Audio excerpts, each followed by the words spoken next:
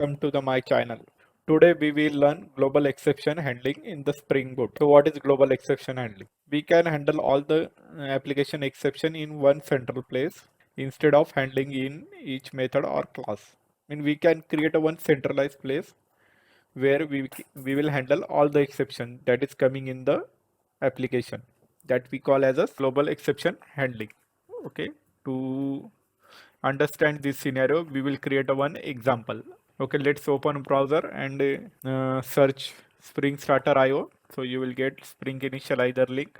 Here you have to select project type as a Maven. Then packaging type you can select jar as a or var. We can select any packaging type. I will select jar.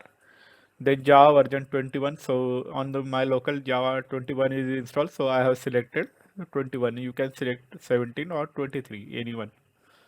Let's add dependencies. First dependency is a Spring Web. Another is a Spring Boot DevTools. Now I have added two dependencies. Language we have selected as a Java. Artifact name is a global exception. We will keep artifact name as a global exception. You can keep any name. There is no restriction. You have to keep same name. Let's generate the project. You will get one zip file after generating that project. Let's copy that zip file in another location and extract here. So you will see the extracted full file here. Okay, now let's copy that path and import in the Eclipse. So you have to select import option, and here you have to select project existing Maven project. So in the Maven directory you will get an option existing Maven project. Click on the next. In the root directory you have to select that path, global exception. Okay, that project name is project path. You have to select here. Okay, then select folder, click on the finish. So now you can see the our project is importing here.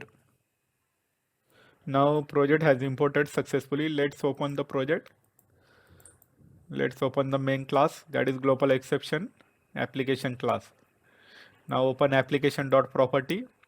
First we will update the port number. I will update the port number. It is not mandatory, but on my server 80 is already occupied. That's why I updated the port number. If you require, you can update, or otherwise you can leave that part. We will run first. We will check application is running or not in our local. Some exception has came. It is showing that class file version 61, so it is related to Java version. Okay, let's right click on the project, and in the Java build path, okay, you will get a model path. So here it is showing Java AC 15. We have created this project with the Java version 21, so we have to update that Java version. So here in alternate JRE you will get a JDK 21. Okay, let's select the JDK 21, then click on the finish, apply, close. Now let's rerun the project. Now you can see our application is running fine on the 8081 port. Okay, let's terminate this project. Now first we have to create custom exception. In the today's video, we will take one example. In that example, suppose we have a number of users. Okay, means we have a user list, and in that user list, suppose we are trying to find user. Okay, suppose that user is not exist in that list, so we will throw a user not found exception. So for that we will create a one class that is user not found exception. So it is a custom exception class. Let's create that class. Click on the finish. So it is a custom exception class. So you have to extend exception class here. So it will create as a custom exception. Extend exception. Okay. Now create a one parameterized constructor user found exception. And here create a one parameter that is string message. So here you will send a custom message. Let's create super keyword. Through super keyword, we will call a parent class constructor, and here in that super keyword we have to pass message. So this super keyword will pass custom exception message to the exception class. Okay, now our custom exception class is created. Okay, then create a one global exception handler class. So global exception. So this is our centralized class. This class will handle all the exception that is coming in the application. So for that you have to give one annotation, that is controller advice. Controller advice annotation we have to use. Let's create a method to handle user not found exception. So let's create a method public handle user not found exception. In that method you have to write write parameter, that is user not found exception. So which exception it will handle? User not found exception only. So return type the response entity, and in the parameter of return type of that entity is a object. Okay, let's return the value. So let's write a response entity dot status. So this status method we will use to write a HTTP status code. HTTP status dot not found. So here we can use not found status code. I will explain where that status code is visible in the later part. And here click on the value. Let's append the body parameter. In that body parameter, what we will do? We will give we will write a user not found exception dot get message. So in the body we will get the exception message. Now this method is created. Okay, so how controller will know what is the use of this method? So for that we have a one annotation, that is exception handler. Okay, so that exception handler annotation is used to handle the exception. So which exception it will handle? So that we have to define in the curly bracket, that is user not found exception dot class. So like that our global exception handler class is created. Its name is global handler. Okay, we will rename file as a global handler. Now file also has rename. So our main class is created. We have to create a one controller class, that is user controller class. This controller as a REST controller. For that we have a one annotation, that is REST controller annotation. In this controller we will create a one method. That method will check if the user is exist or not exist.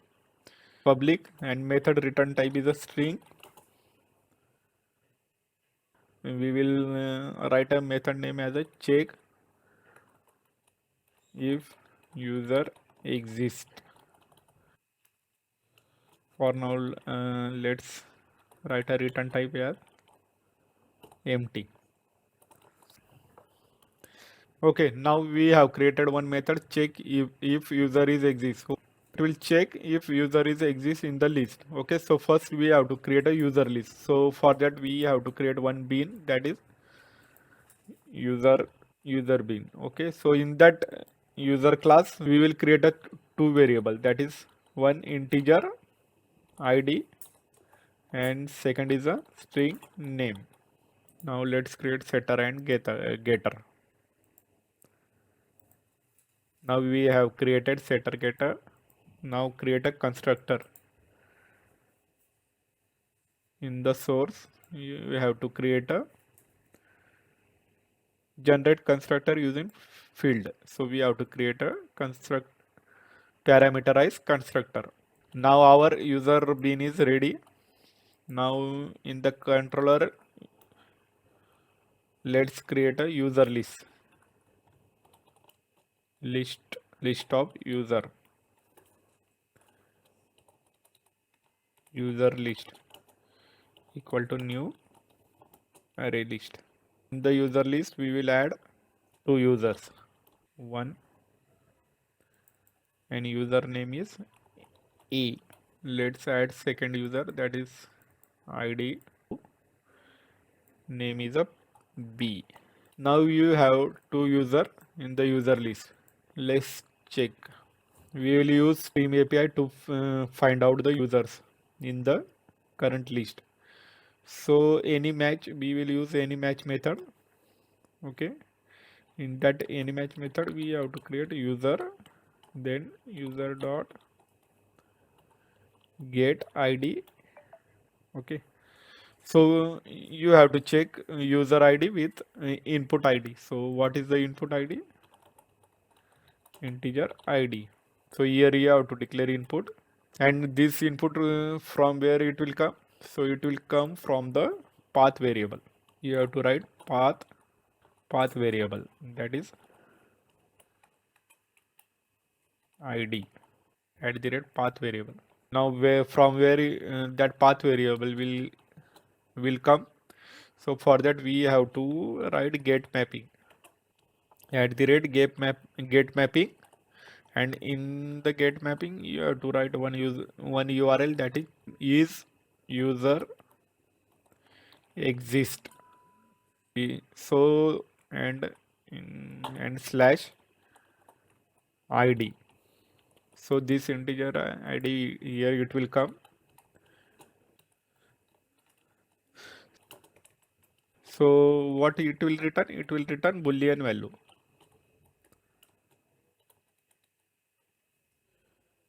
User exist.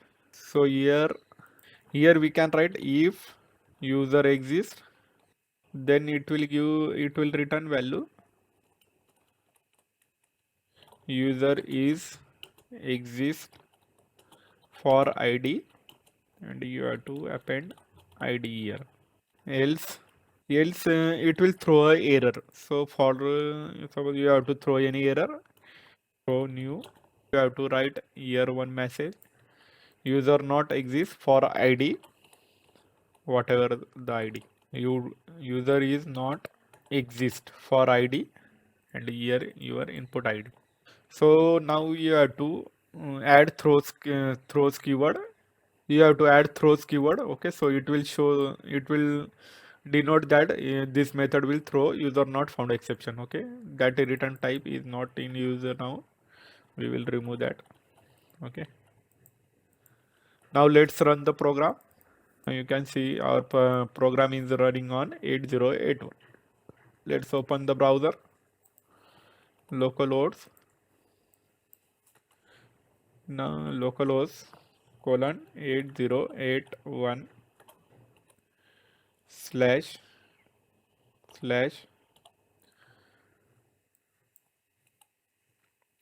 what is our method name is user exist, and ID we will give 1. So here we will get a message user is exist for ID 1. Let's try for ID 2.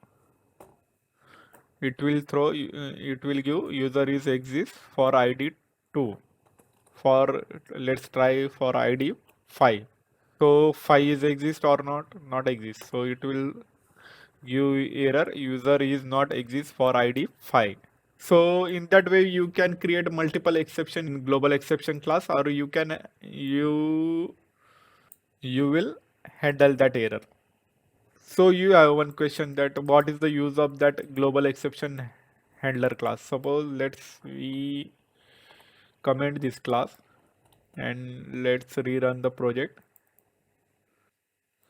Sorry, you will say what is the use of this class? We can, without that class we can also throw the exception. You are correct. Let's comment that class and try to run the application. Let's run this project. For 1, you will get correct message. User ID is, let's try for 5. So it will throw like this error, okay?